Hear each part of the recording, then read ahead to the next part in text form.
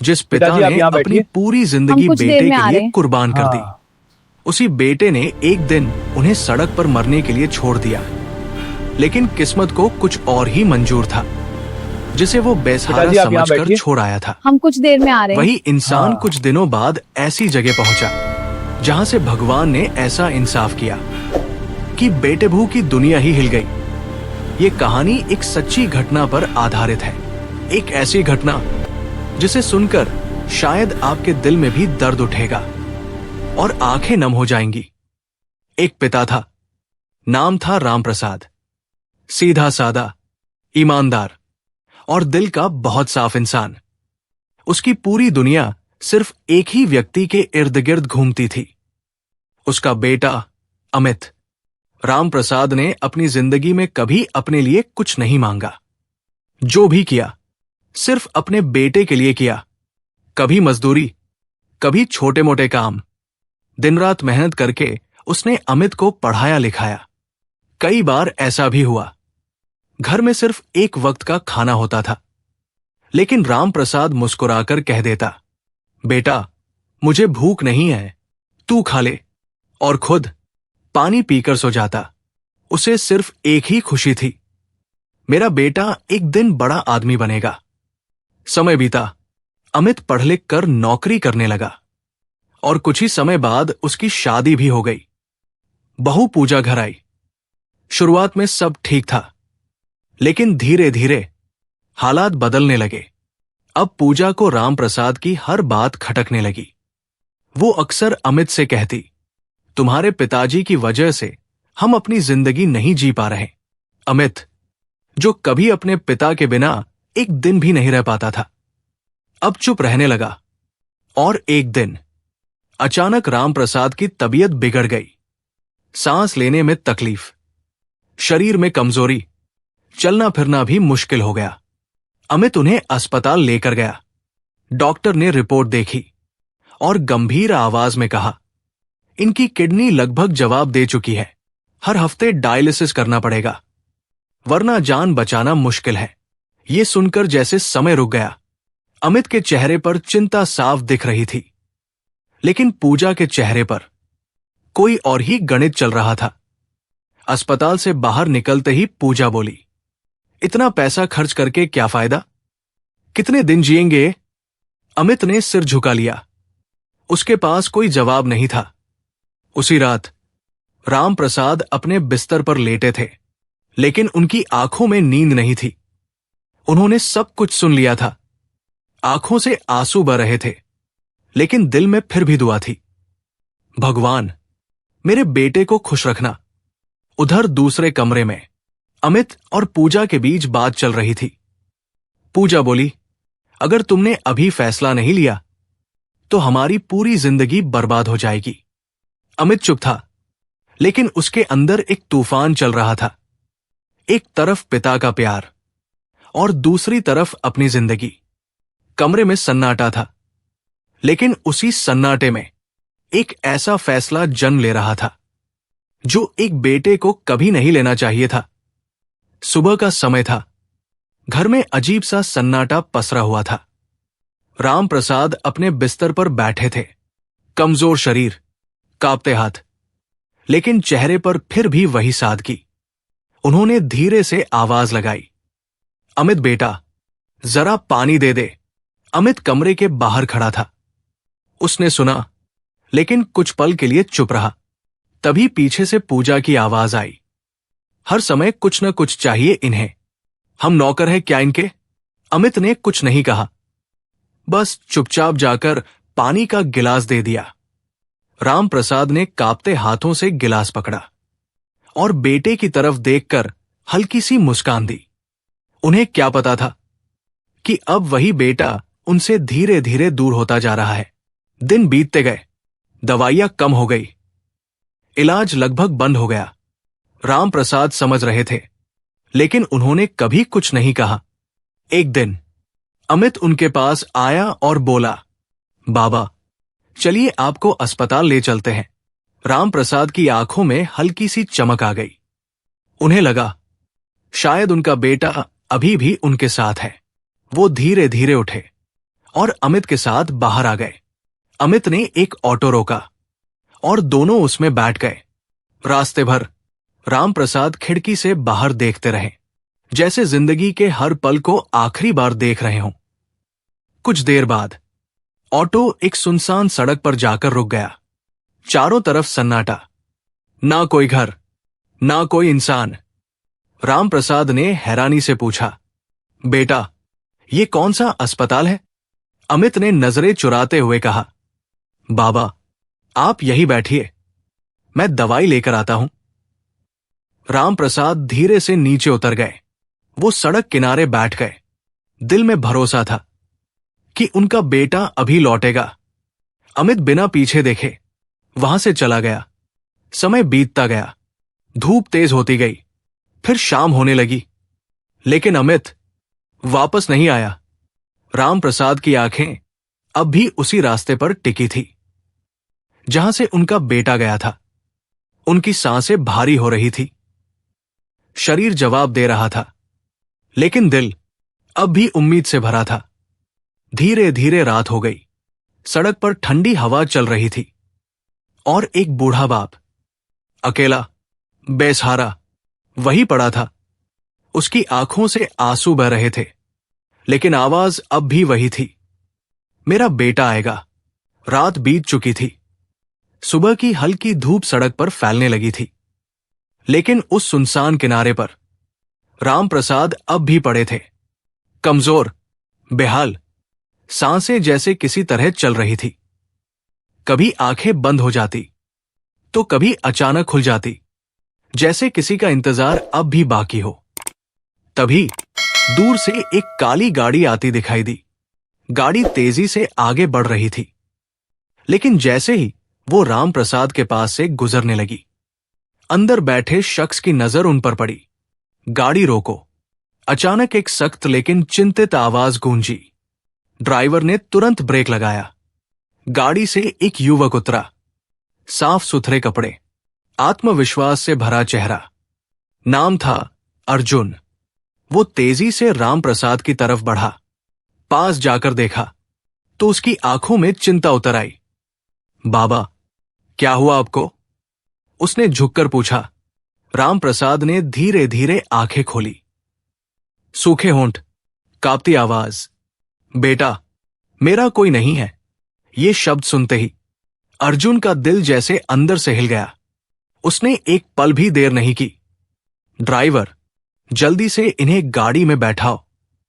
अर्जुन ने खुद उन्हें संभाल कर उठाया और अपनी गाड़ी में बैठाया। सीधे शहर के सबसे बड़े अस्पताल की ओर गाड़ी दौड़ पड़ी। अस्पताल पहुंचते ही अर्जुन ने डॉक्टर से कहा, जो भी खर्चा हो, इनका इलाज तुरंत शुरू कीजिए। डॉक्टरों ने तुरंत इलाज शुरू किया। कुछ देर बाद डॉक्टर बाहर आया और बोला, आप सही समय पर ले आए। थोड़ी और देर हो जाती तो शायद जान बचाना मुश्किल था। अर्जुन ने राहत की सांस ली। दिन बीतने लगे। अर्जुन रोज अस्पताल आता, उनके पास बैठता, दवा देता, हाल पूछता, जैसे कोई सगा बेटा अपने पिता की सेवा करता है। एक दिन राम प्रसाद की हालत थोड़ी बेहतर थी। अर्जुन उनके पास बैठा था। उसने मुस्कुराते हुए पूछा, बाबा, आपका नाम क्या है? राम प्रसाद ने धीमी आवाज में कहा, राम प्रसाद। बस नाम सुनते ही अर्जुन जैसे पत्थर का हो गया। उसकी आंखें फैल गई। दिल की धड़कन तेज हो गई। वो कुछ पल चुप रहा, फिर धीरे से बोला, आप? राम प्रसाद। राम प्रसाद ने हल्का सा सिर हिलाया। अर्जुन की आंखों में अचानक आंसू भर आए। वो तुरंत झुक गया और उनके पैर पकड़ लिए। बाबा, आप वही हैं ना जिनके बारे में मेरे पिताजी हमेशा बताया करते थे? राम प्रसाद हैरान थे। अर्जुन की आवाज अब कांप रही थी। बाबा, अगर आज मैं जिंदा हूं तो वो सिर्फ आपकी वजह से हूं। जब मैं छोटा था और मौत से लड़ रहा था, तब आपने अपनी सारी जमा पूंजी देकर मेरा इलाज कराया था। मेरे पिताजी हमेशा कहते थे, बेटा, अगर कभी राम प्रसाद मिल जाए तो उनकी सेवा करना, क्योंकि तुम उनकी जिंदगी के कर्जदार हो। अर्जुन रो रहा था। उसने उनके हाथ अपने सिर पर रख दिए। बाबा, भगवान ने आज मुझे मौका दिया है कि मैं आपका कर्ज चुका सकूं। राम प्रसाद की आंखों से भी आंसू बहने लगे। वो कुछ बोल नहीं पाए। बस उनका हाथ अर्जुन के सिर पर था, और उस पल खून का रिश्ता ना होते हुए भी एक नया रिश्ता जन्म ले चुका था। अस्पताल के कमरे में अब सुकून था। राम प्रसाद की हालत धीरे धीरे सुधर रही थी। चेहरे पर पहले से थोड़ी चमक लौट आई थी। अर्जुन हर दिन उनकी सेवा करता, दवा, खाना, डॉक्टर, सबका ध्यान रखता। एक दिन राम प्रसाद सो रहे थे और अर्जुन चुपचाप उनके पास बैठा था। उसे अपने पिता की बातें याद आ रही थी। बेटा, अगर जिंदगी में कभी राम प्रसाद मिल जाए तो समझना भगवान खुद तुम्हारे सामने खड़े हैं। अर्जुन की आंखें भर आई। कुछ देर बाद वो अस्पताल से सीधे अपने ऑफिस के लिए निकल गया। ऑफिस पहुंचते ही जैसे ही अर्जुन अपनी कुर्सी पर बैठा, उसकी नजर कर्मचारियों की लिस्ट पर पड़ी। वो रोज की तरह फाइल देख रहा था, लेकिन अचानक एक नाम पर उसकी नजर ठहर गई। अमित राम प्रसाद। अर्जुन का हाथ वहीं रुक गया। उसने फाइल को फिर से देखा, नाम दोबारा पढ़ा, और अचानक उसके दिमाग में जैसे सब कुछ जुड़ गया। राम प्रसाद, अमित, क्या ये वही? उसने तुरंत अपने मैनेजर को बुलाया। इस अमित को अभी मेरे केबिन में भेजो। कुछ ही देर में अमित दरवाजा खटखटाते हुए अंदर आया। मैं कम इन, सर, कम इन, अर्जुन ने बिना उसकी तरफ देखे कहा। अमित अंदर आया और सामने खड़ा हो गया। अर्जुन ने धीरे धीरे नजर उठाई। दोनों की आंखें मिली। अमित के चेहरे पर घबराहट थी, लेकिन अर्जुन की आंखों में एक अजीब सी कड़वाहट। कुछ पल के लिए कमरे में सन्नाटा छा गया। फिर अर्जुन ने ठंडी आवाज में कहा, आपकी परफॉर्मेंस पिछले कुछ समय से ठीक नहीं है। अमित चौंक गया। सर, मैं तो इनफ, अर्जुन ने बीच में ही रोक दिया। हमारी कंपनी को ऐसे लोगों की जरूरत नहीं है। आप आज से यहां काम नहीं करेंगे। ये सुनते ही अमित के पैरों तले जमीन खिसक गई। सर, प्लीज मुझे एक मौका दीजिए। अर्जुन ने सख्त नजरों से उसकी तरफ देखा। डिसीजन फाइनल है। अमित की आंखों में डर और बेबसी साफ झलक रही थी। वो धीरे धीरे बाहर निकल गया। घर पहुंचते ही अमित ने पूजा को सब बताया। पूजा घबरा गई। अब क्या होगा? घर कैसे चलेगा? दोनों के चेहरे पर चिंता साफ थी। कुछ दिन बीत गए। पैसे खत्म होने लगे। घर में तंगी बढ़ने लगी। इसी बीच किसी जान पहचान वाले से उन्हें पता चला, जिस कंपनी में तुम काम करते थे उसका मालिक वही आदमी है जो तुम्हारे पिताजी का इलाज करवा रहा है। अमित और पूजा एकदम सन्न रह गए। उनके दिमाग में जैसे बिजली सी कौंध गई। मतलब, जिस आदमी ने पिताजी को बचाया वो मेरा मालिक है। अब उनके पास एक ही रास्ता था।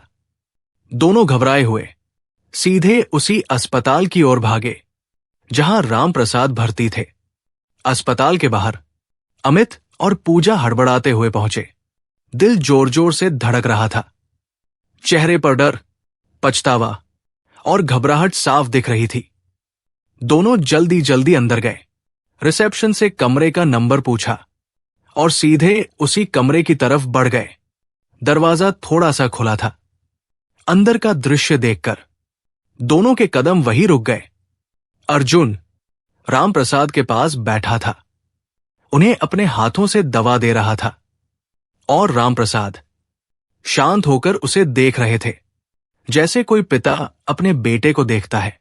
ये दृश्य अमित के दिल में किसी तीर की तरह चुभ गया। उसके हाथ कांपने लगे। धीरे धीरे उसने दरवाजा खोला।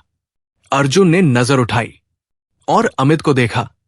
कुछ पल के लिए कमरे में गहरा सन्नाटा छा गया।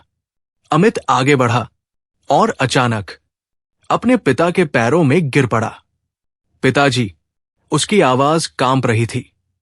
मुझे माफ कर दीजिए, मुझसे बहुत बड़ी गलती हो गई। पूजा भी रोते हुए वहीं बैठ गई। बाबूजी, हमें माफ कर दीजिए। राम प्रसाद चुप थे। उनकी आंखें बस अपने बेटे को देख रही थी। वो बेटा जिसके लिए उन्होंने अपनी पूरी जिंदगी कुर्बान कर दी थी, और वही बेटा उन्हें सड़क पर छोड़ गया था। अर्जुन ये सब देख रहा था। उसके चेहरे पर गुस्सा साफ झलक रहा था। वो आगे बढ़ा और तेज आवाज में बोला, नहीं बाबूजी, इन लोगों को माफ मत कीजिए। ये माफी के लायक नहीं है। जिस बाप ने अपनी पूरी जिंदगी इनके लिए लगा दी, उसे इन्होंने सड़क पर मरने के लिए छोड़ दिया। अमित सिर झुकाए रो रहा था। उसके पास कोई जवाब नहीं था। तभी राम प्रसाद ने धीरे से अपना हाथ उठाया और अर्जुन को शांत होने का इशारा किया।